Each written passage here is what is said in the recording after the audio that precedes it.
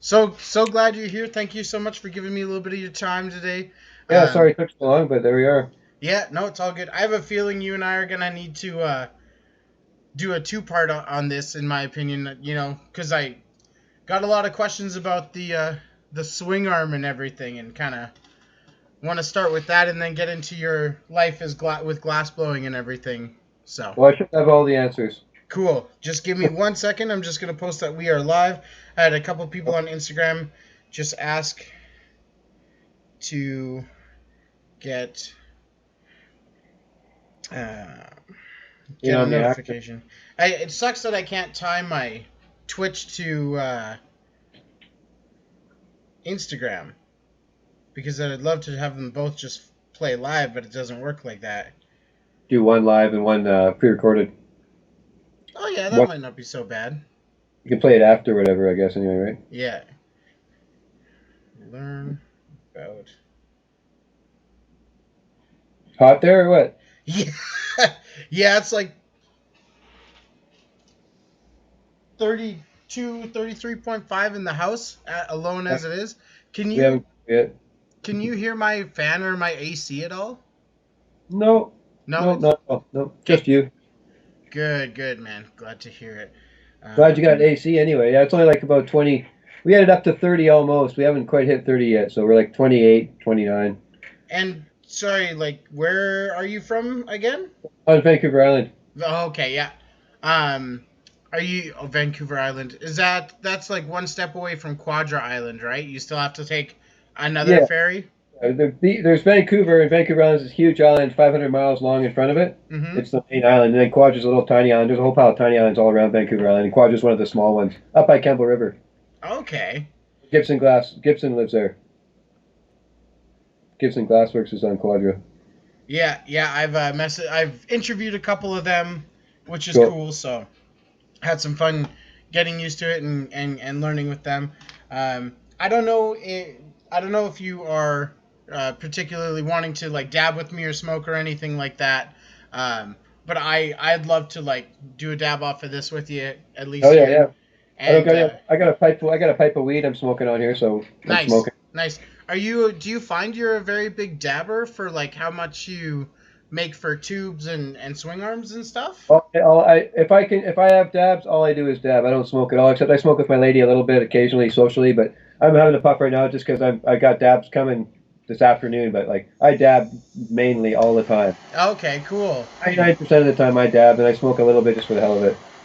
All right, nice. Just give me one quick second here, babe. Am I good on Twitch? Is everything rolling? Okay. Sorry, I just know the torch is super loud with this, so I just want to like keep it over here. But No problem. thank you again very much for like sending this to me, man. It was it's really impressed everybody who's come over, and like when I posted it this morning, they're like, it's been 10 fucking years since I've seen one of those, you know. So it'll be cool to There's, dive into it. They're still the odd person, and that's all they use. It's cool. Like I use an email now. I have for like like since 2015. I've Yeah. been email. That's all I use email all the time. It's a silicon carbide head, and it's nice and big. Email. It works great. That's what I use. I can't really get into the quartz just because it's so much. Actually, the cold start works pretty good. You just heat it for 20 seconds and then dab. That works pretty good. Well, like the whole thing. Heat it up for 45. Or heat it up for 20, then wait for a minute. It's like, and then you gotta time it all. It's like, I just rather use an email. Yeah, it's more way more efficient. But I still have buddies who use this. They still prefer this. I just saw a guy on a post that he goes, I still use that. That's all I use. And I sold one last week. Like people, I don't sell a lot, but I sell 3 or 4 a month, I'd say. Like I do sell, it's at least one a week and sometimes maybe 10 or 20 in a month. But usually it's just like a couple a month still. Some people need a replacement or something like old diehards. To me, it's such a different. It hits really hard. You get let it cool a bit, but you get the whole dab pretty quick. Yeah, like And it. you get more of a high, sort of an instant high. Like you get boom in your head. It's even different than what like a standard titanium nail. You know what I mean?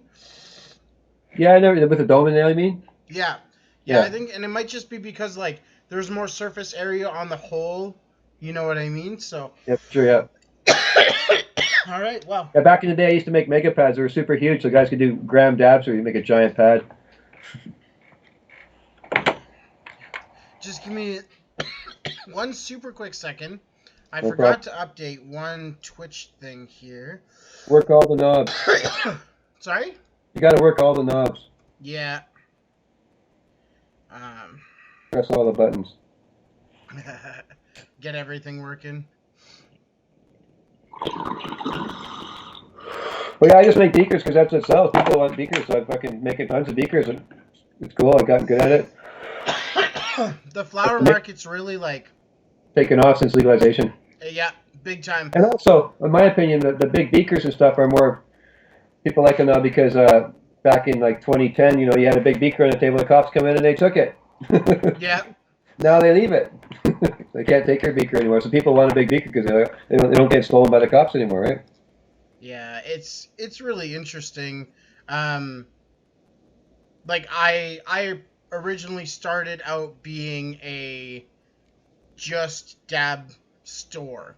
Like I just did dab rigs, tools, caps. Like I At one didn't. point, everyone was buying that. Yeah, at the Stuff, time yeah. they sure were.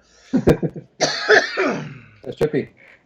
But I noticed that I had to, like, in order to stay competitive and really, like, even to just grow as a person and as a company, you need to try different things and really, like, see how they do, right? So Yeah, for sure.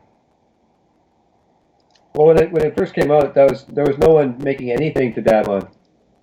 That was the first popular way to dab. So it was like I didn't have any way to dab when I heard about BHO, so I just fucking came up with a way to dab. Basically, that's what happened. yeah, that's super cool. So I got everything started, and before we dive too deep into that, let's do the official intro. Thank you very much again for being here. Appreciate Sounds good. that.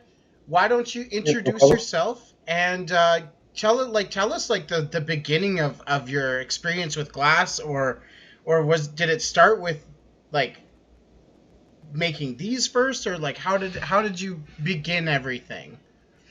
You ready to start going now? Yeah, yeah. Okay, right on. This is a Hashmaster Cut, and back in '03, '04, I got into BHO. A buddy of mine came up from another town over, and he had some BHO, which was amazing. I was never really into oil at all back in the day because oil, that ice oil is usually green, or the old green ice oil. Okay, yeah. It's like terrible. BHO came out. It was so damn delicious. Like, this BHO is really good. Like, I'm gonna make oil. I'm gonna learn how to make oil butane. And my buddy gave me the technique. And this was in '03, so it was pretty brand new at that time.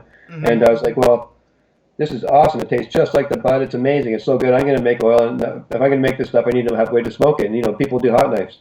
And hot knives, it's you need a stove, and it's hot as hell, and you burn your lungs every time, right? Yeah.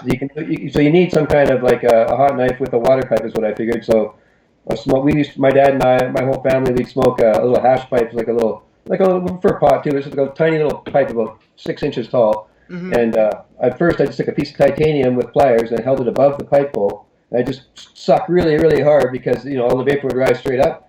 And so I just fucking dab above the pipe and then just pull, and it was kind of a waste, but it did work. At first I tried just putting on ash. I tried vaporizing on glass to tell you the truth. It seemed like the borosilicate kept bubbling and stuff. Like the pad would get. I made a borosilicate. My sister blew glass originally before I did, and she Yeah. had. I got a piece of borosilicate, just a pad, before I invented the titanium pad idea. And I was like, I tried the boro, and it was hard to get the right temperature, and it would actually start to bubble after a while. Boro isn't really suitable for dabbing. And quartz is obviously good, and people figured that out many years later. But the titanium worked great for me. I actually took an old bike part and cut it up. Oh, I used to be interesting. into mountain bikes, and I took a titanium bike part, cut myself a titanium piece, and held that with pliers. And so. I said to my sister, "Well, this is not working because like the vapor rises up. I need a curve. Can Yeah. you make a candy cane?" I call it a candy cane. So she just made me a circle. Instead of a bowl going up, it's a bowl pointing down, and you hold Yep. your titanium pad underneath it. So I had pliers in one hand. I'd heat it up, and then but I'd hold it with pliers, and then I'd have it on a set of books in front of me, so it'd be all raised up, so because you couldn't hold the pipe. You have one hand for the dab and one hand for the pliers, right? So it was stupid. So I did that for a few months, thinking, well, this sucks. I need some way to get the pad onto the thing with it. So I figured out the swing arm, and then that took a few weeks, and then I sold a few originally through Overgrow. I showed pictures to my buddies. They went, check out this way to dab oil. This works great, and a few guys got quite interested. And within a very short time, my sister had a list for her pipes and my curves. I got her a list, and like I sold her stuff online. She didn't go online at all for years, so Hmm. I sold her all her stuff online, and so she made the little bubbler, and she also made the curves, and then I got her to make me the curves, and I got all this business for like starting in '05. Toke City started up, and the sure list was like a year, maybe a year and a half, 2 years wait list to get stuff. It was so popular in '05, and in '05 there was nothing else, no other way to dab, right? Yeah. You could dab on your stove, or there was glass wands. You know the Yeah. glass wands? It's like a old, like Oh, you could oh, heat up like glass the wand. yeah, yeah. It was a similar thing. It was like a giant bell with the glass. I never actually knew about that until I found out about it afterwards. And someone asked me if I got my inspiration from the glass wands, the glass bells. I'd actually seen that, but it's a similar thing. But so I came up with the tie idea, and it got really huge. And it's like by 2009, '08, '09, Aqualab Technologies, big glass company in the States. He kept pestering me, asking me if I could get some curves. Can you get me some curves? Can you get me some stuff? I was like, well, my sister kind of just barely kept up with the orders. She never produced tons and tons. So I'd be like, I'd have enough stuff to so like it'd take a while to get your piece, and like to get 10 pieces or something. It's kind of hard to get a whole pile of wholesale out of her. Yeah. Like so, I said to the guy, well, maybe I should find a second blower, and I was actually referring to myself. I hadn't even tried it yet, so I'll try and get a second blower on the job. I'll check it out. And in December '09, I got a torch, and by 6 or 7 months later, I quit my full time job and was selling curves full time. And he bought like 100 at a time, like 100 a month for months, 50 a month. He was buying them like for about five years, about 4 years. By 2012, 2013, it started to die off the curve. But so I had like it got me into glass. It got me. I used to work at a cedar mill. Got me. I worked there for 10 years. It got me out of the cedar mill onto glass, and the curve transitioned me. So now I'm a full time art worker, and I do make curves, but now I make glass basically. And so the curve was a bridge to a new way of life, which is much better in my opinion. It basically elevated your status. It was your bread and butter, and it gave you your full time opportunity to create everything else you wanted to on this at the same time. Like having like 100 a month, consistently. You're like, hey, I know that my bills are gonna be paid, right? So. Totally, yeah. I was compared to most glass blowers. They got to make spoons or something, right? You make spoons, and that's how you start blowing glass. I made curves. They're not that hard. I did. They weren't that good at first. After a few years, they got better, of course. But I could make a curve, and they sold, and people liked them. I could sell hundreds, thousands a year. So I sold curves, and eventually, I got my own list for rigs. And so, like about another 6 months later, it took about 8 months. I think I started making rigs, right? So I started. And then my list was a year long too. I had the huge list for rigs and rigs with curves, and then now I still sell the odd rig. Still Mhm. happens. It's rare, but I'm glad to make any glass. I'm good enough now that I've got orders that I can make anything out of glass and sell it and make money. So Well, it's that's been a good great. transition. Yeah. That's really good. And yeah, like, you started in like '03, '05 kind of era. In '03, late '03, BHO came out.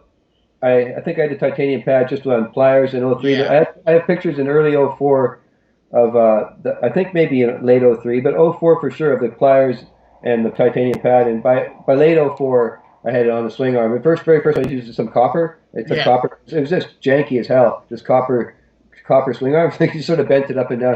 I was like, well, this is really sucks. Eventually, it took me a couple weeks. I thought, well, spent a couple weeks thinking about it. I can't. It's pretty simple. You just make a little swing arm. So I figured out how to do that, and then I just sort of mentally thought about it for a couple weeks, and then I took a bike spoke. That's what I use for the stainless steel bike spokes, and then it goes to a titanium pad wired on.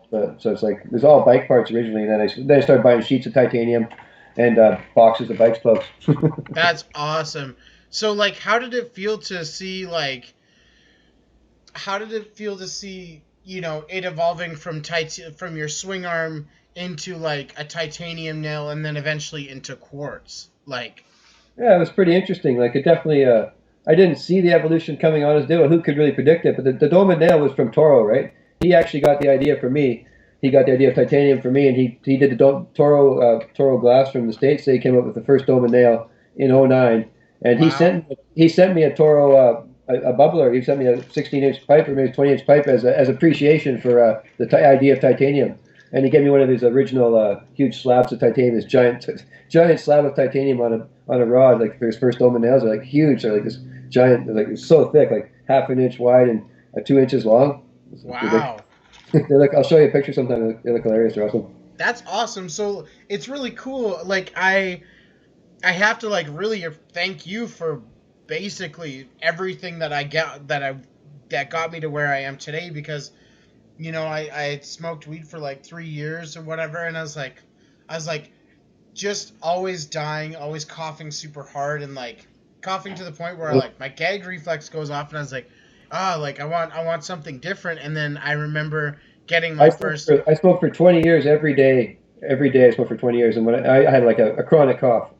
And then when I switched to dabbing, my cough went away completely. I have a little bit of upper respiratory congestion, but my cough is gone. I don't cough at all anymore. Whereas I Yeah, used to always cough when I smoked. Like I smoked weed all the time, and I always coughed. And now my lungs are way better. yeah. Did I Like dab now that I that? dab, like the only reason I cough is because I know I inhale and intake way more air than I normally do, and I'll cough whether I'm Well, dabbing or if you doing. dab tons, you're going to get some congestion. If you dab huge anything, but I mean, like I can dab all day every day, and it's way easier on me than smoking all day every day. You can get way higher dabbing than you can smoking. For me, anyway, I suffer way less lung damage, and I can you can get really high on dabs, but you can't. You only get so high on smoke before you're full of phlegm. Smoke, Yeah, fuck with you. It's like it's not. Smoke is toxic. yeah, It is a yeah, poison. yeah. That's Even no true. matter what anybody says, yeah, inhaling it, it's in some form of Any smoke inhalation is gives you lung damage a little bit. I mean, you can recover from it, and cannabinoids apparently do help, but I don't believe that any smoke is healthy to inhale. Like yeah, these people who are old and smoke a lot, cigarettes or cannabis, either one's going to be coughing. yeah. I mean, cigarettes are much worse because the thing about cigarettes that people don't realize as often is that cigarettes burn a much higher temperature than Yeah, they're marijuana. like 880 degrees, right? Like when you like, That smoke mutates the cells in your lungs, and that's why it causes cancer. One of the reasons why it causes cancer so much is because hot smoke is much worse than cool smoke. yeah. Smaller It, joints are better on you than big fat doobies are higher temperature. They're not as little doobies are not that bad for you. oh, interesting. Small cool smoke, you get more vapor in a small joint too. They did tests. If you take a little tiny joint and burn it, it can be up to 80% vapor coming out of it. But a big fat joint with a big cherry on that, it's going to be like maybe 30% vapor. You're going to get a whole pile of smoke, right? Interesting. It is interesting. I never actually did it myself, but I have heard about studies where small joints can give you quite a bit of vapor. So, something to ponder. Yeah, weird, So, eh? yeah, so like that would apply to everything then, like smaller bowls, technically, and it's Yeah, because of the surface area that's just burning, right? just barely light the bowl and you get it just burning a bit, and then you just sort of chase the resin as opposed to like lighting it on fire and burning really hot. That's going to give you more smoke, right? For sure, it makes sense. I'm gonna have Just to get try yeah, that yeah, make, for sure. But no, like it's phenomenal to see that really you've started the commonality of dabbing. well, I'm not sure exactly what's like. BHO became a popular thing at that time, and the idea of the portable titanium dab tool was the first widely used one, and it did allow people to it allowed more people to start dabbing maybe because they could have a small portable unit. Maybe it did. Maybe more people did start dabbing oil because of that device, and then eventually all more devices were used. Like the quartz, obviously the quartz thing is the most used thing now. The quartz bangers seems to be Hmm. mostly widely accepted. It tastes great, but yeah, you could be right that maybe if the idea hadn't come out, less people would have dabbed. I never really thought about that before I because mean, it did allow anyone to dab anywhere, whereas before you had to have a hot knife and a stove kind of thing. yeah, but I mean, it. I think that like you know being able to dab like using titan like I remember when I first got my China Aqua Labs Technologies Chinese fucking like recycler that didn't work.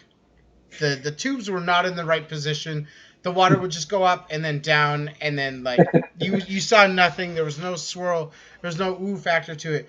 And I had a titanium nail and I was on that. And then you then when I started kind of discovering quartz and getting into quartz, all of a sudden I started noticing a lot headier glass. Like people started applying themselves to the tubes and the rigs and everything more. So I think that really helped advance like glass in that scenario and case too because you can't really smoke weed off a two-hole diffie.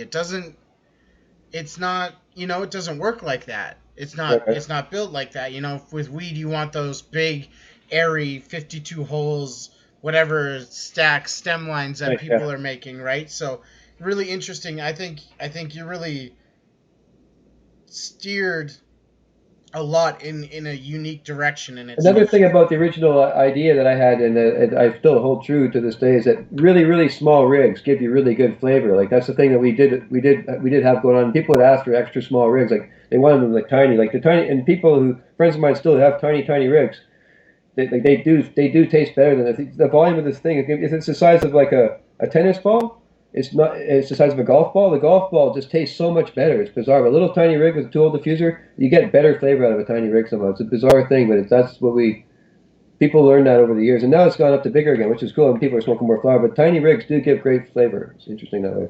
Yeah, I think everything kind of follows a experiment as we go bigger, and then go back to the smaller things that we know that work, and then try something different and get bigger. Because, like, yeah, for example, like this has got a lot of space to it, right?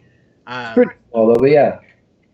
Yeah, like, well, for me, this has got a lot of space because I hit a lot of tubes that are about like this tall, you know. Yeah. And the small 10 millimeters, yeah, they have quite a different taste and everything. So. I think that it's like the big recyclers and stuff are cool, but you do lose like flavor and like they taste I don't know exactly, they taste maybe smoother sometimes, but not as much flavor. Mm-hmm. Yeah. Yeah, well, like, I don't know, bigger pieces, it's easier for me to just go and inhale everything and fill my lungs and that's it. And I think that might be why it's easier, but I don't know, for me at least. Because you're getting more air with it. Yeah, exactly. All at once you get it. You're saying it. So I want to ask, like, once you got into making the candy cane, the swing arms, and you started like wrapping them and everything like that, and then working with Toro, like that's phenomenal.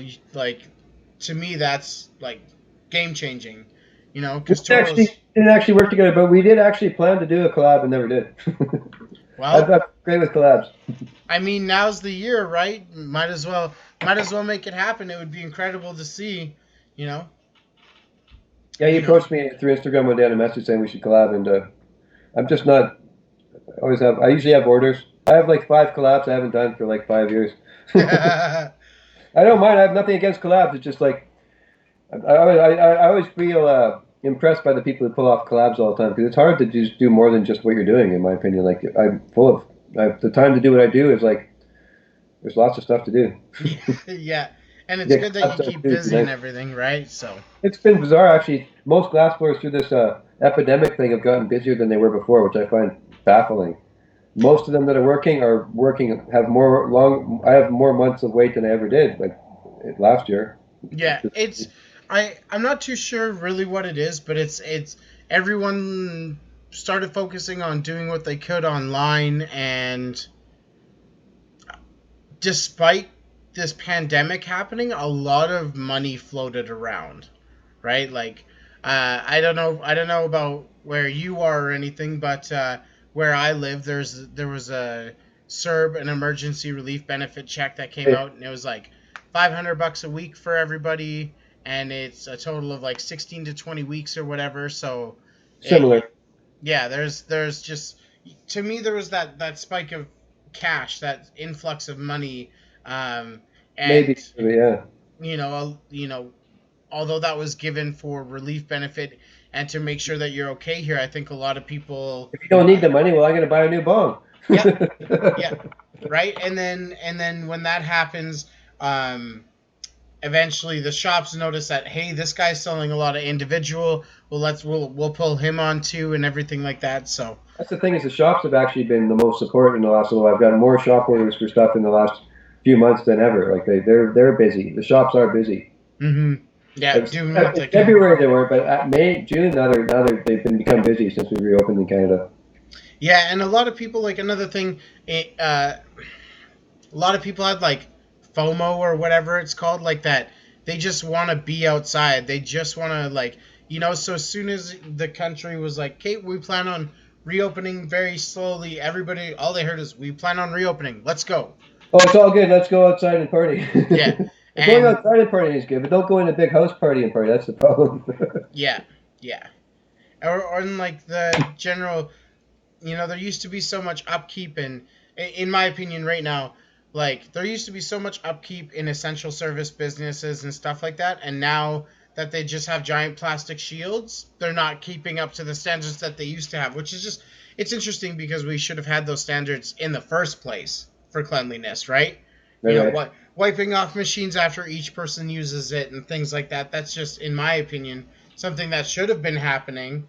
Maybe not every person, but at least fairly regularly. You know, like, we're not like, unless you are living in like where there's something really contagious going around. And this stuff actually, it doesn't seem to spread by surfaces as much as it may be airborne. It seems like it's mostly breathed in. Mm-hmm. You can get it off surfaces, but it lives for longer in the particles live longer in the air than they do on surfaces. Interesting. The airborne molecules, when it's micro droplets, they've done studies, and on surfaces it doesn't live as long as it lives in the air. The air, it stays volatile for longer, unfortunately.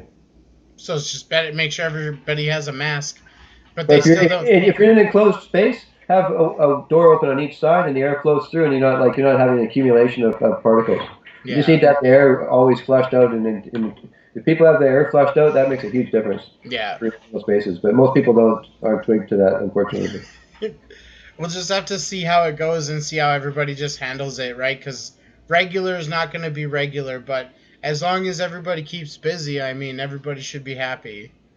Yeah, well, we've got a slight increase in spike in BC. We were down to like almost 10 cases a day, and now we're up to 35 a day.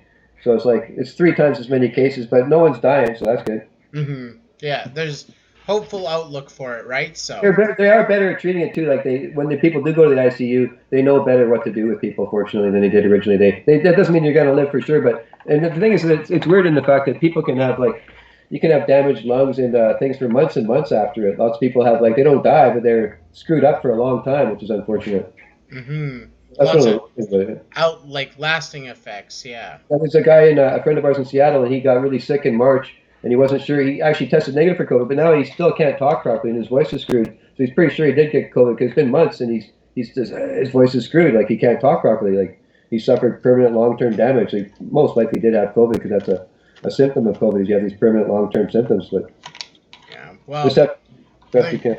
The extreme cases that I've heard with recoveries, they go through the frickin' ringer, really, when they're sick and everything. I've seen a couple news stories and read a couple articles and stuff, and people, it hits you pretty hard. So There was a doctor who's in the hospital for 105 days in BC, and he all he had was high blood pressure, and his partner had COPD, and he didn't get sick at all. He got sick for 2 weeks and recovered, and the other guy was in the hospital for 105 days and lost 100 pounds and almost died.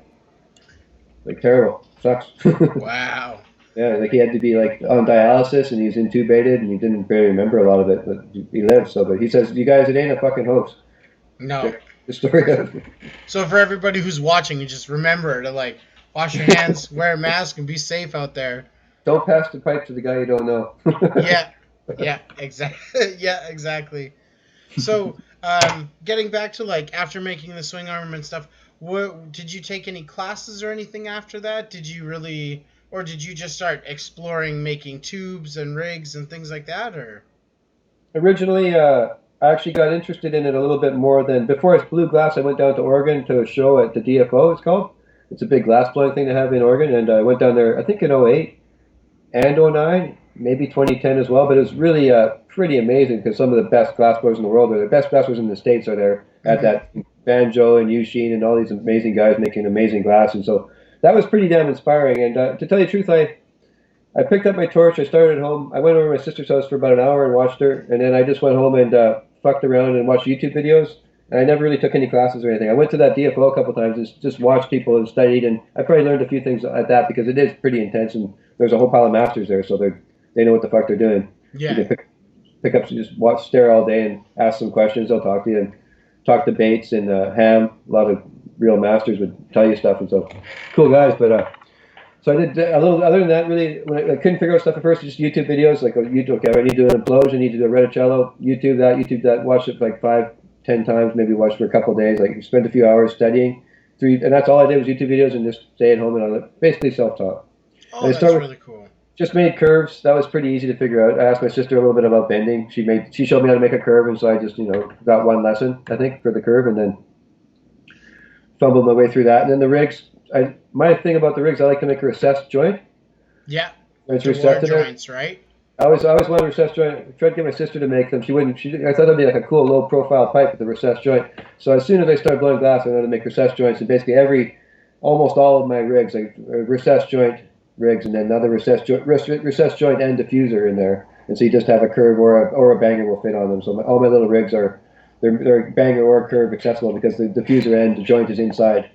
You can put Okay, it. you make anything kind of work with any of your other Yeah. pieces, really. Originally, the curve had the diffuser on it, and it just had a joint in the pipe.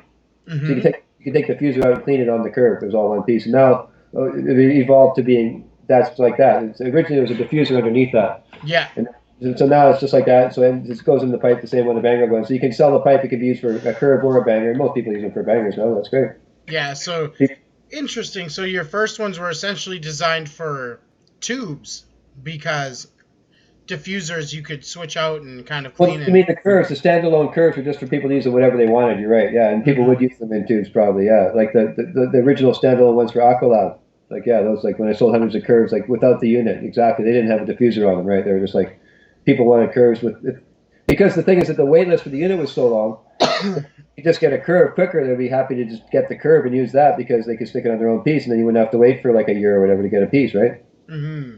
So the curve, that's kind of where the idea of the curve being a standalone object, I think, came out more. Because originally it was just the curve and rig was one, you bought the whole thing as a piece, like, here's your thing. But then I think people probably asked for curves because they figured they could get it. Probably a shorter wait time for just a curve, right? Mm-hmm.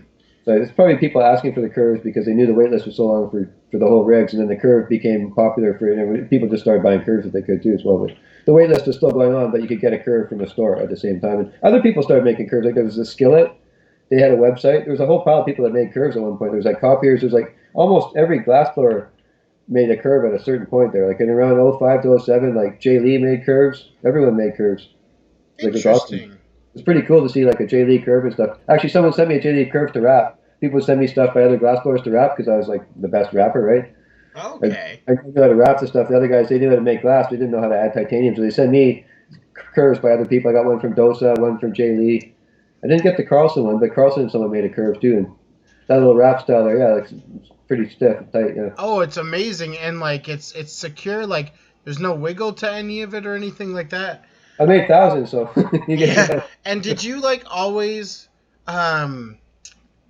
make your own joints in No, it? I do that now. I used to buy joints, and I'd buy a box of like 500 joints, but I'm pretty damn good at making it now. And I typically don't use any. I use on an odd beaker, I'll put a nice German thick joint on it, a clear Mm-hmm. one. But typically, I make all my joints are handmade. I don't know, it just became a standard. That fits well, right? Yeah. Oh, yeah. Absolutely. Like, fits in. Like, there's no wiggle, no nothing, and most bangers have like a little piece that sits above the thing here, but like it all sits and it just looks super streamlined. Sweet. So I'm a huge fan of it. I did learn earlier today it doesn't really work well on recyclers though because recyclers take a lot of Larger internal hole. movement before they start inhaling the smoke. There's too And small to flow through it. yeah, and like, well, you might, I don't know if you want to like try a recycler with it. I don't think I have mine out right now, but the recycler just takes a lot to get going, and Yeah, maybe it might work with some smaller ones, but like the yeah, ones that you gotta get that chug going. This one's pretty smooth. It goes pretty quick. yeah. Is that one that you made there too? Yeah, it's just a home version, a little clear prototype for fun. That's Actually, nice. my lady's flower piece broken, so we're using this. Nice. And so like, I want to touch like base with like working with your sister. Did you ever do a lot of like? I know you said you've always been busy, and she's always been busy with curves since she got them. But did you two ever like throw down any collabs or like, No, we never have. No? I'm thinking. I'm trying to think of a collab I've done. I'm pretty sure I did some collabs with Sasha Hess. He's an American glass blower, and he made a bunch of units, and I made a bunch of curves that matched his pieces. Oh, cool. Other than that, that's been my. No, I haven't done too many collabs. My sister and we originally. I think to tell you the truth, it's interesting. I don't really want to bring up the bad blood, but I'll just say it. Basically, what happened is originally I did all of her online sales for many, many years, from Yeah. '05 to 2012. And in 2012, I became a business myself, in 2010 actually.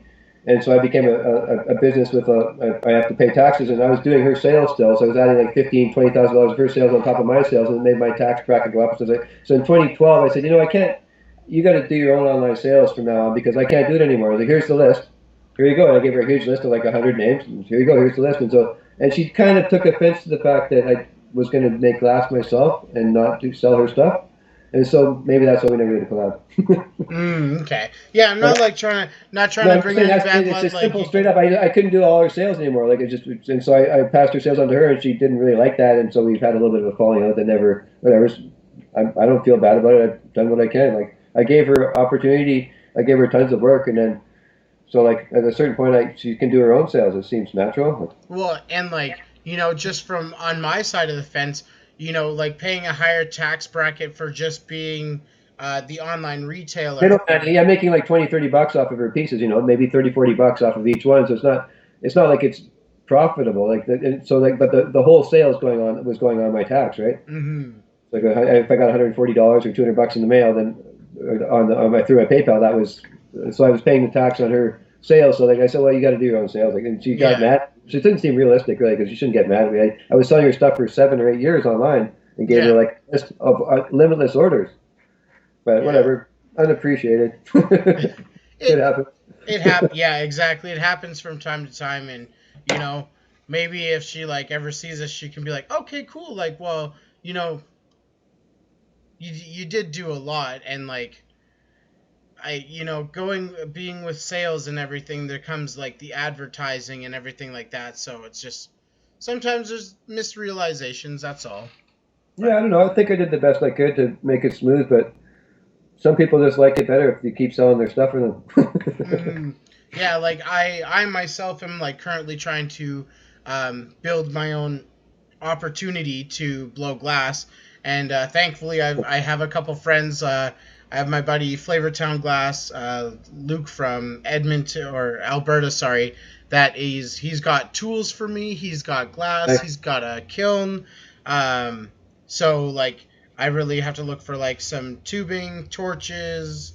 Um, like but it's really nice to see that there's people wanting to support others getting into glass blowing, because to me it is just a big community thing. Like, did you ever go to glass gatherings and stuff like that? I went to the first seven, I think. The Seven, first seven? first Holy. eight. I think there was 11. I think I went to the first eight. I missed the first year and then went to like two to eight, nine. I missed the last couple because as it got commercialized and it became a huge event with the cannabis extract competitions and stuff, it became like kind of commercial. Mm-hmm. It used to be a little cool little event with only glass blowers and a few friends.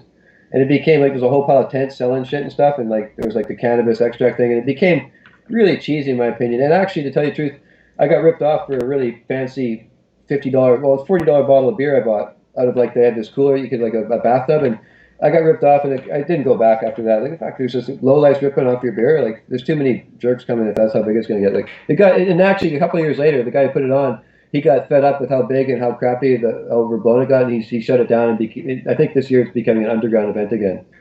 So, like, what I felt, he feels too, apparently. But Okay. Well, that's yeah, and I mean, like, when I talk to everybody else about them, that they always comment on the positives of it being like just their glassblower friends, and like the collaborative feeling of it and everything. And wait, most glassblowers I know, they don't want that commercial stuff. They just want to work on what they love. They just want to create. They Yeah, love blower. it was like a big circus. Like it used to be just the glass blowing, and then it became all this other stuff. And the glass blowing was there, of course, but it's just and even the glass blowing became like more hype. Like there was like competitions, and like it became like it was less relaxed and less like down to earth in the end. So whatever, it was good while it lasted. And things change, and Hmm. some probably liked it better like that. So good for them. Like I And I didn't. mean, like, once COVID slows down or stop, I don't even know like how to address it, but like once it's taken care of, other events Stabilized will and rise figured up. out. And Stabilized and figured out. It's going to take a year or two probably, yeah. unfortunately. But well, I like to go see some live music, but no. Yeah, yeah, but honestly, I don't know if I'll ever be able to go to a concert again. Like, it's just when I was talking with my girlfriend, and we were like just kind of at the realization of like the amount of people that walk in those doors, and like, Well, yeah, you got to know that there's hardly any virus in that town before you're going to go into that big arena of people. Yeah, exactly. Like when they get it figured out, vaccines, and then like a year later, like next year is going to be iffy for concerts, but like maybe the end of next year. Yeah. Let's hope. Yeah. And I mean, like, for being on the island and in Vancouver, so many artists and everybody always stops there in Canada, so. Yeah, all the festivals are shut down and shit. It's like huge disaster for musicians more than almost anyone, really. Like, I mean, some people are adversely affected just as much, I'd assume. Like, but musicians are like pretty much completely shut down. All they can do is sell records. Mm-hmm. I mean, Yeah. that's the one good thing about it that I would say though is that they are releasing more records that they wouldn't have released. So we're Yeah. getting much more new music that we wouldn't have got because they can't go on tour and make money, so they have to make records instead. So I like the new records. So it's good. Yeah. It's cool. I've seen a couple artists be like, I've had these projects on hold for like 4 or 5 years, but And now now's the time to bring them out, and you're they like, got to make some wow. money. They got to make some money, and if I don't sell a record, I ain't making any money. So they're forced to release that project. I'd say I heard it a couple times myself. Exactly. Yeah. So we're getting the tunes now that we've been waiting for. Instead of just going and seeing them live play And the one new old song and 13 album, old yeah. ones, and Exactly. yeah. And when they do get up back on stage in a couple of years, everyone will have a brand new album as opposed to playing the old shit. Exactly. Yeah. New album tour, everything. It's Yeah, yeah. it's kind of weird. The whole world paused, and some things kind of caught up, and some things kind of fell behind, and it really like turned the whole world kind of upside down. And Yep. Yep, that's what happens when you have a worldwide pandemic, I guess. It's been yeah, 100 years since we had one, so no one knows anything about it. It's totally new shit to everybody. yeah. 1918, 17, that's the last time anything this virulent has hit the world, so it's pretty rare. Do you have a meowy cat? Cat. Where's the cat? I don't know where mine is. Oh, she's sleeping behind me. Oh, that's a pretty cat. She's 19 and very talkative. Oh yeah. She just runs like, she's not like, she acts like she's like 5 though. She's not old. Oh, that's good. Yeah, she That's has an age. So. nice. So, in regards to things other than your swing arm, how did you decide when, like, doing recessed joints was a good idea for you, or a specific style of ash catcher or anything was like a good style for you? The recessed joints originally came out before I started blowing glass. I saw some glass blowers were doing it. I think, what the heck was his name? Slinger was doing it, and also some other guy. But I learned a couple of guys were doing it before anybody else, and I saw those guys doing it. I thought that's really fucking cool. And I tried to get my sister to do it. I said, I'll buy 10 joints. Can you try it? Just go ahead and experiment. And she's tried once and said, I'm not doing that. I'm not doing it. Said, okay, fine, you're not doing it. It's kind of pissed me off. Like, this would be really cool. Like, so I'm not doing it. Okay, fine, you're not doing it. And so I was determined when I started blowing glass, when I finally decided to do it, I'm gonna make them. Like, I'm gonna fucking do it because I think they're cool and we should do it. So I don't think she's ever made one, but I do it. I was kind of like a little bit. I wanted to do it because she wouldn't do it, and also I thought they're really cool, so I sort of did it. It's like a defiant thing, but like also because I thought they're cool and they are good. They're awesome. So I've made probably at least hundreds and hundreds, if not thousands, of rigs with recessed joints now. It's pretty easy. I make my own joints now too. Like make a joint, stick it in, and it's like. At first it was like daunting because I'd make a whole piece. I'd spend hours making. Maybe it was a fully worked one for like 300, 400, $500. And then you put that joint in. It's the last thing you do. And if you fuck that up, the whole piece is broken. So you got to get good at that part. Wow. And like now it doesn't worry me anymore. Okay, I'm putting the joint in right now. Okay, put the joint in. Awesome, no problem. But at first, like for a long time, like that's the very last thing you do. You make this whole piece and you put the joint in. Like okay, I gotta get this right because the recessed joint's not super easy. so with you like getting into recessed joints and everything, were you the type of person that would sit there and you would like just have like clear sleeve and like whatever and just try, or were you just like, I'm gonna make them, I'm gonna figure out how they work, and you just incorporated them into your pieces? Well, originally the first recessed joints I made, I used German joints. I didn't make my own joints. Yeah. And I bought cases of German joints. And it's funny because on the glass site, the guy said, well, there's two types of joints, and one's called a doer joint. It has a big, wide, thick ring around it that goes like in a big, wide ring, so you can so you can put it as a recessed joint. And the regular joint has a thick ring of grass that goes around it. And so I used to join those as a doer seal. It's called a recessed joint. Is actually called technically a doer seal. Yeah. And the doer joints you can buy them. They're more expensive and they're really big. Whereas the other ones are much smaller, and so you can make a smaller hole to get them in. But some glass blowers didn't actually think you should recess a non-doer joint. But I did it, and very, very few of them cracked. Like, I mean, at first they were probably not quite as good, but once you learn how to puff that edge out, you make it all even, and just using regular scientific joints. I stuck them in pipes for years, and then now I don't buy joints anymore. I buy the odd joint to make joints. Yeah. All my joints that I put in pieces are handmade basically, and I kind of like that. If you have to grind it, I will, but if it fits perfect, it doesn't get a grind. Mm-hmm. And Well, that's good. And I mean, so, making hundreds of thousands of them, like you must be able to just like kind of make it, form it, and just like go, yep. well, I've got a tool. I've got a brass tool for the 14 mil. The 10 mil, you just use a joint, mostly 14 mil. And the brass forming tool for the 14 mil, you fit that in there, and there's no wobble. It's a perfect joint. You made a perfect joint. You just know, like once you get that, so you know before you put it in that it's going to be perfect because you test it with the tool. Okay. The joint's perfect. Interesting. Yeah. See, like I'm just absorbing all of this, learning all of this, so that when I get to it, I can. Try to remember some of it. Yeah. Yeah. Well. You go back and watch the interview. Yeah, and these all go up on YouTube and everything after, so Cool. it's basically just a nice catalog. I really want to do like a second series where basically we would sit like this, but you would take me into your studio and we would talk about how you're making what you're making. The people who are watching on Twitch would be able to ask questions through me. I would be able to ask my own questions. Do a hands-on procedure of making something, possibly. Exactly. Like one thing I really love that you make is I can make it curve.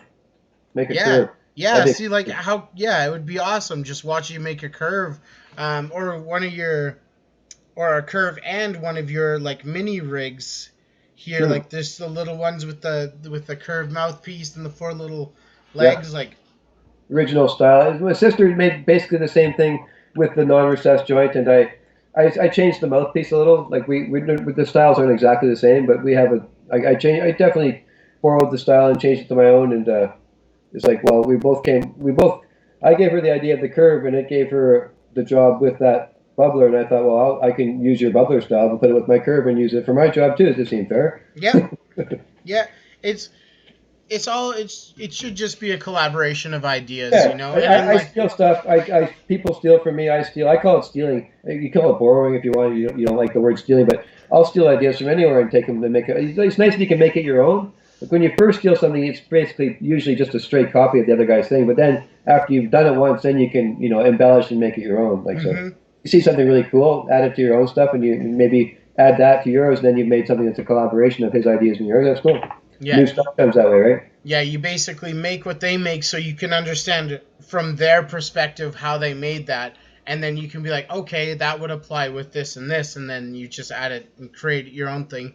You can also say, well, I like their thing, but I want to do something a bit. I'll make it my own by changing this part, so it's similar, but it has an obvious difference. So like it's like changed in a way that I think is aesthetically pleasing or maybe more functional. So you maybe want to try to take someone else's idea and like bend it a bit to make it more how you like it in some way. Like don't just make it the same and then just copy their thing, but make their thing somehow. Try and improve upon it. Then it's worth taking. Otherwise, you shouldn't be taking stuff if you're not going to at least try and make it, your own better or something. Yeah, like don't just take it and then just like people like my curve. And there was a website and the guy it was called The Skillet. He just took the curve, copied it, and just was making thousands of bucks selling curves. He didn't actually make anything different though. He just copied the idea and stole. That's just like straight copy. That's fine. That's good. Like I didn't hurt my business.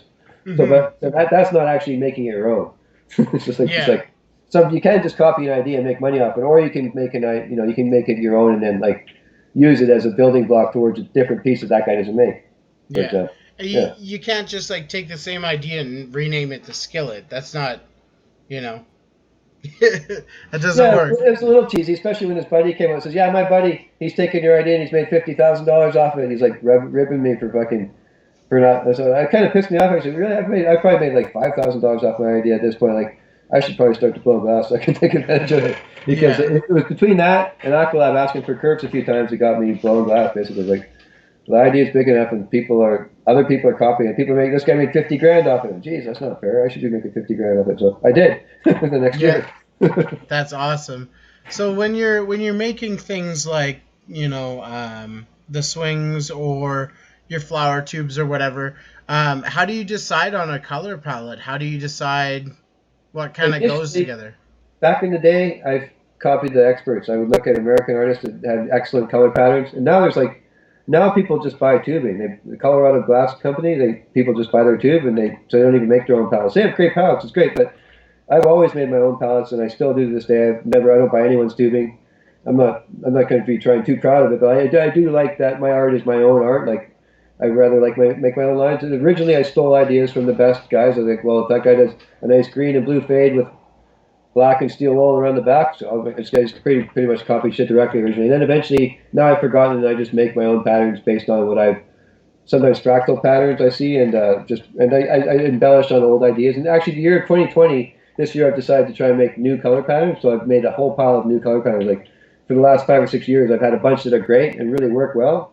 I've kind of stuck to them all, and so I've decided in 2020 most of them are brand new. Like I still do the odd classic pattern like fade to clear with fire or something like that. It looks excellent, so I'll still do the odd one. But most of my tube patterns these days are brand new, and I base them on certain glass artist styles and my own. Like Sable Glass, I don't know if you've heard of him. He has a very pastel-like palette to his look. It's very subdued and very gentle, and so I've started to incorporate that into some of my pieces. Will be like sable-like. Mm-hmm. So I And like, stole. I can't wait to see what you make with this OG Moss. That'll be really exciting. I've been saving that. I don't use it up too quickly. It's what I've just been using it for signatures for this glass club. My buddy, that's my buddy, but this guy, a businessman who started up a glass club recently in Canada called the Canadian Glass Club. Yep. And Yep. so like he got about 7 or 8 of us artists on board, and we're going to do a series of pieces for him. And I made a CGC image with that green. It's like so it goes on all the pieces for that glass club. We'll have a Canadian Glass Club in OG Moss as an image stuck on it, like it's a milli basically, or a little marble image of CGC with OG Moss. So it looks pretty cool. And and the pre 2000 stuff is not the remade stuff by Walter C, right? That's like before Walter C remade a batch of it, right? They made it in what 2014, 2015. Yeah, I think so. Yeah, like I 15, can't quite this is remember, 1998, I believe. 1998, as far as I know. Just insane, but yeah, like so the original OG Moss, I can't remember the history about it, but I think they made a couple batches back then. They must have made a few before. It was pre-2000 Moss. I got it for $200 a pound off this guy called Chris Fatty Glass from Victoria. He was called Fatty Glass. His name is Chris. He still blows glass to this day, but he was selling some of his stuff off. It was like got a half a pound for $100. I think it was $150 something like that. But I still got most of it. I hoard it and just use it sparingly. Yeah, it's a gorgeous color, and yeah, like scrolling through your Instagram and seeing it all, yeah, you really did kind of bring it up an extra notch this year. And Aura colors are pretty damn nice. I started using those. It's a color company from the States called Molten Aura. And their color like 2 to 3 times the price of other colors. Like it'll be like $250 a pound, like $200 a pound, whereas most colors 50 to 60. But like it's amazing color. Like so I use it liberally as I can, but sparingly as well. But you put a couple pieces in there, and it really pops. The purples and greens and stuff that it has. It really pretty amazing. Yeah, this one has some like telemagenta or something in it. Yeah. Another thing I've got that's unique about my artwork is I actually haven't seen another example of it at all, except for double layer. Is I do something where I do line work, and I do a section of black, and I put opal crush over that section, and I just have line work and opal crush in line work. And I think that's unique to me because I haven't seen it in anyone else's work. So that when you just look at it. Oh shit! I see that like right when you zoom in on. You're probably not going to be able to see it because my screen's like. Yeah, through my AG, you'll see like a lot of the pieces will have a black sparkly section. That'll be line work with black opal crush. It says black with opal crush over top. And I apply my opal crush differently than most glass artists. Mm-hmm. Almost applies on the inside of the tube, but I actually roll my tube on the outside. So I can make a line work section, and I can roll the black section in opal crush, and then coat it. I do a couple of coatings with opal crush, and so I can make line work with opal crush, which I'm pretty sure is unique. So that's one thing I've latched onto is it's nice to have something in your art that's like it speaks to people as being like original, and I haven't seen anyone do that. So like I try and keep up with that because that definitely adds a flair and a uniqueness to my style of line work that the opal crush mixed in. That's like it's stunning. I was just like scrolling through your page, like kind of just getting more familiar and everything today, and I just like was like, wow, okay, wow. Some of those bottoms are pretty nice, eh? You get a nice beaker bottom with opal crush and the line work. Those are some of my favorite shots, the beaker bottoms. And honestly, well, like the one that I was showing this guy here. No, those are great shots too. They get tons of likes when they show off that fully worked slide diffuser and joint. People love that. That's a great shot. Like people always like that. So Yeah, I love it. And like, the most old school barber chair is an extra awesome touch. That's another really unique thing in my opinion is it's that's been just the photo chair since '03. The whole time.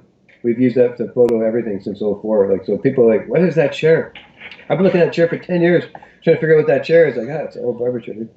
Most people think it's a Camaro, seat of a Camaro. I guess it yeah. looks like a Camaro seat. We my girlfriend and I we thought it was like one of those old back seats in like the Chrysler that are just the one piece, like the big long one piece and everything like that. Get buckets. No, they had bucket seats and then bench seats. Yeah. Yeah, bench seats. Don't Yeah, even make them anymore. yeah. No, it's phenomenal. So yeah, like That what? chair works completely. It pumps up and down. It raises. It goes down. It's like still works. Like it's ancient, but it's like fully functional. Wow, that's cool. So like, what's what's I don't know if the swing arm is your favorite thing you made, but like, what do you think some of your favorite pieces that you've made have been? I came up with an interesting style. A couple of things. I have a donut recycler, which is pretty cool. It's Hmm. basically a big donut base. So your base is a donut, and then there's the basic cyclone. Most recyclers have like a cone, a cylinder. Hmm. So it's a donut base with feet, and then the cylinder goes right into the middle of it and joins right at the base of the donut. So I made that's an original design of a recycler. It's called a donut recycler. It's pretty short, 6-7 inches. You can make them. And another recycler I came up with was someone called it the K-hole for some reason. I'm not sure exactly why, but anyways, it looks like a J.D. Mapleson piece in that the joint is joined with a long tube from the back of the piece and comes through a donut, and then it comes through in the joints on the front, but it joins onto the bottom, like so down here on this piece here, it cut join here and then come through here and then through a donut, and then and then Okay, interesting. but I also put a recycler above that, so like that recycles into a donut. The donut's the recycler, Yeah. and so it comes up into the arm. One arm comes up to the side of the donut, and that recycles, and then it comes back through that, and then but also through the the donut's also penetrated by the curve that holds the. If you have to look way a ways back on my feed, but about a year ago I made one, but they're pretty. I'm gonna make one pretty soon actually for that Canadian Glass Club. It's gonna be Oh, cool. the fancy piece for the it's like $1,500 retail or something. It's a set, so that was going to be. I'm going to make one of those with opal crush and line work, and there'll be some clear too, but they're about 8 to 10 inches tall, and they're like a recycler with like I say, it's a J.D. Mapleson. It wasn't actually inspired by him. People give me shit for that too because I didn't actually steal that idea from him, like of having the donut and the reverse connection. I actually made one of my own in 2013. Apparently, he was making them before that, but I made it on my own. It was actually a curve. It was a fixed curve attached through a donut. It was a fixed curve attached reverse connection, and then that was my very first one of that style. But people independently come up with the same stuff. If people have actually given me shit more than once for copying it when I didn't actually copy them. And if you see recyclers and stuff nowadays, there are recyclers that are going through 3 different holes and everything like that. So it's. Well, just a second, I'll show you this. Back in the day, I was a little bit ambitious, and I made a few of these. This is my very first prototype, but I made a few quad recyclers. So it's four chambers, and they're like, oh, get it. This is my old dusty one myself, but it's this one is my old prototype, the very first one I made.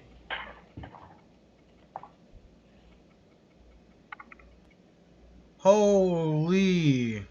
That's a quad cycler. I saw someone that made one of these. I saw a picture of one. It was like quite neat. I thought, well, that looks like a challenge, so I'll try and make one. And that was the very first one I made. I sold about 5 or 6. I tried to make one on a Purple Rain. I made 2 and I spent 2 weeks making them, and they all self-destructed. All of one December. I wasted like 3 weeks in December. It took like a week to make each one, and they just all exploded. Purple Rain sucks. Not sure what it is with that color, but I've made those out of other things, but never going to make one out of Purple Rain ever again. No, it's not worth it. I don't know. They just blew up, man. It was horrible. But they're a pretty cool piece to make. It's quite big, large piece. Yeah, it's quite heavy then, I assume, too. I haven't made one of those for a while. Those are cool. Tough to make. But yeah, I've fooled around with recyclers quite a bit. But I they're not bad. I find they function pretty cool, but I kind of like the hit of a straight pipe myself. Recyclers. I am using recycler for my vaping right now. I have a small recycler. It's a very small recycler vape style. It's a unique piece too. It's like Interesting. a weird, unique recycler. Do you find making smaller pieces more difficult than the larger size pieces, or? Well, to tell you the truth, to make super tiny things can be tricky unless you do it a lot. But if you make, you're only as good as the size of the thing you make. If you can make huge things, anything smaller is like child's play. Like I could never. I make 20-inch speakers now. I used to make like a 10-inch speaker. The difference between a 12-inch speaker and a 20-inch speaker is like ungodly. It's so much harder to make. It weighs like 20 times as much. It's like huge. It's ridiculous. But Yeah. now I can make a 6-inch speaker now. Now that I can make giant things, little things are so fucking easy. Oh, Little things are interesting. much, unless you're going really, really tiny. If you're going super miniature, then you need to like work on your precision and making micro stuff. But small stuff is if you can make big stuff, small stuff is always easier because like your muscles, you can control something huge, making it small. Oh, this is really easy. Like much easier to hold on to and stuff like Okay. And because you have you big played a stuff. lot in the micro area? Like, do you make a lot of micro, or have you made a lot of micro things? Not incredibly micro, but I do make rigs which are quite tiny, especially if they're requested. I used to make micro 10 mil rigs, which are quite small. Like you can do it with a 14 tube, but the joint just barely fits in. It takes up the whole chamber, right? That's how small they were. It's like so for the 10 mil, you could get a little bit of water in there and like a little bit of room for bubble action. But like you can make a super tiny piece. Like I can do micro, but I don't. Micro's out. People aren't buying it. It's I'd make a, interesting.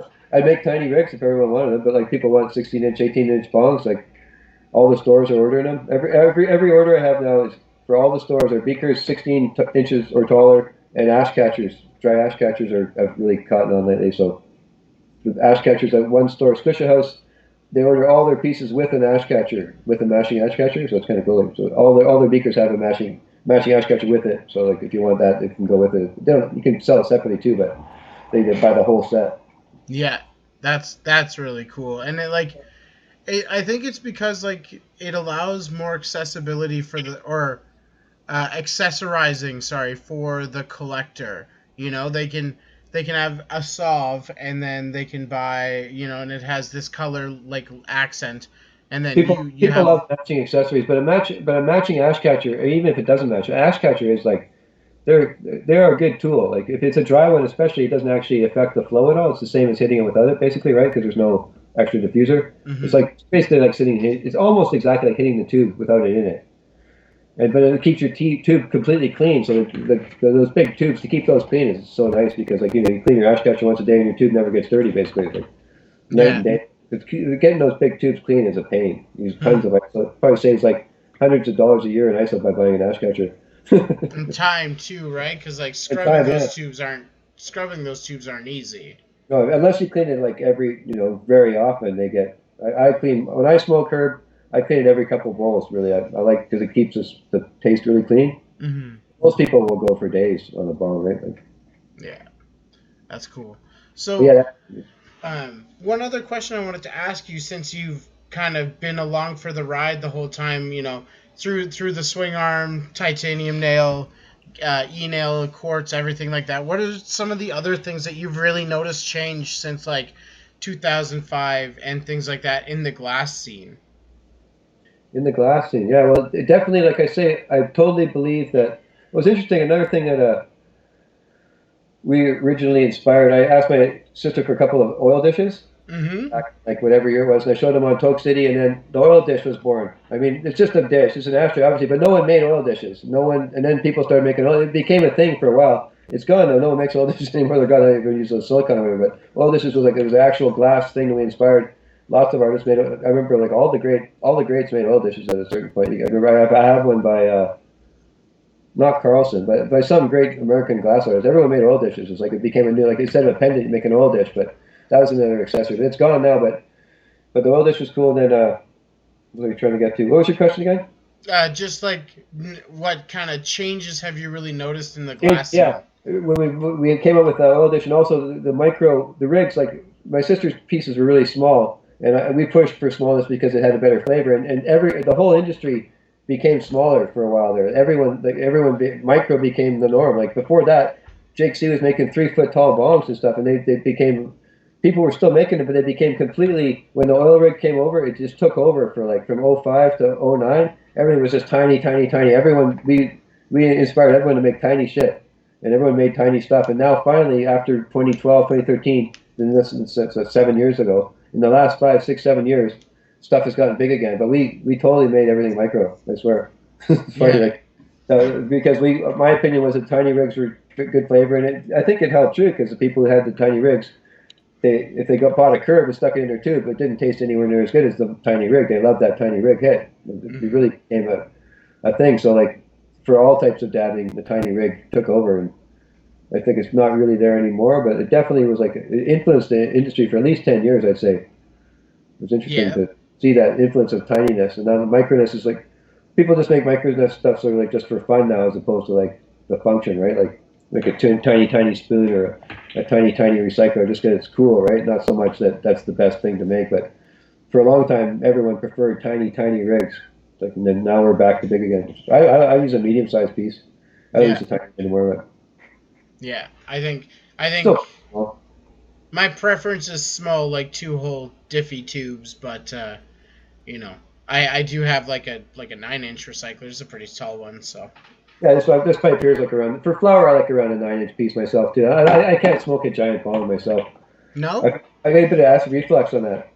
Even for years, like I actually have mild acid reflux now in the last couple of years, but even like 10 years ago, if I took a big hit off a bong, but then somehow like I get a little bit of acid reflux. It's bizarre. I've heard other people say they get it too, so it's not that common, but it does happen to some people. Like so, I don't hit big beakers for that reason.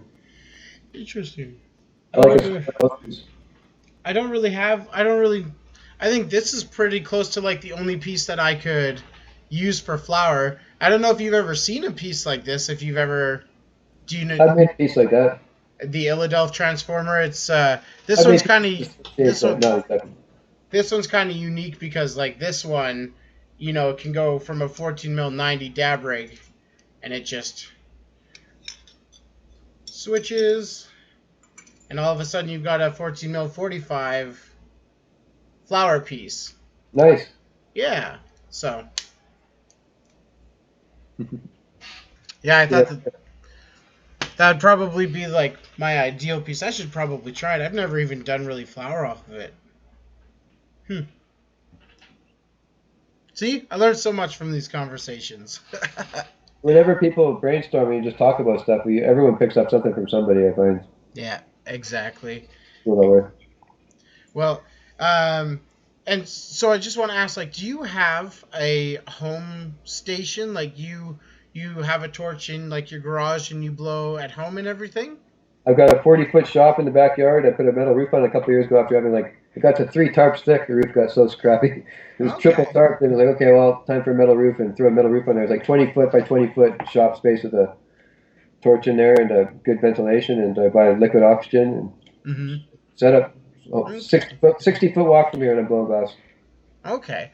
Well, hey, I'm gonna say like, why don't we pause it here? And I think I would love to do, if you're okay with it, I'd love to do a part two, Cool, man. where we'll set up in your torch, or in your shop. Sorry, we can go through kind of like what you run and everything. Like your lathe and your tools and everything like that. Oh, it's delayed. I make my tubes by hand. Oh, right. Oh, and like you like, wow. Yeah, I don't think anyone else does that. A lot of people have been buying lathes this year. No, I'm not going to buy a lathe. I'll be making 20-inch tubes till I die by hand. I That's can. crazy.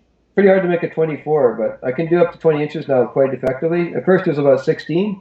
I didn't really have confidence for 20s, but Liquid Chrome just ordered 10 tubes off me. He wanted to be all at least 18 inches tall. I did the whole order from 18 to 22 inches, and got a lot more confidence in making the taller ones. Like make them quite straight and true without a lathe. Awesome. I make Have a you? big, huge bridge around the whole thing. I joined when I joined the tube, then I got there's like 4 little prongs coming off the top and bottom, and then I put like a 20-inch bridge on both sides. Back in the kiln to heat up, and then I work the joints all with it. So it's basically like a giant. It's like your own handmade lathe, and that when you're to that point, got a handle on each end, and the whole thing's bridged. That's insane. I would love to see some photos of that. Like I if got you one photo, I think. yeah, if you can like send me some pictures or post them on your story and just kind of like like maybe like snapshot like through the process. I think that would be really incredible to see because yeah, like I said, like next time I'd love to go through your torch, your setup, and then like watch you make a swing arm. Yeah, we can do a swing arm, and that's like I can do a pretty short little video on that. It don't take a heck of a long to make one and be like talk the way through like the all the simple steps to making a swing arm. But maybe like we could do like a montage of beaker shots or something to show you the steps of making a beaker. That takes quite a bit longer, but we Yeah. could definitely do some of that. Like have you played with a lathe before? Like have you tried it at least and been like, no, it's not really like what I like to No, do. No? no, it's not necessarily that I haven't tried one. I mean they are expensive, but that's one. But I don't necessarily.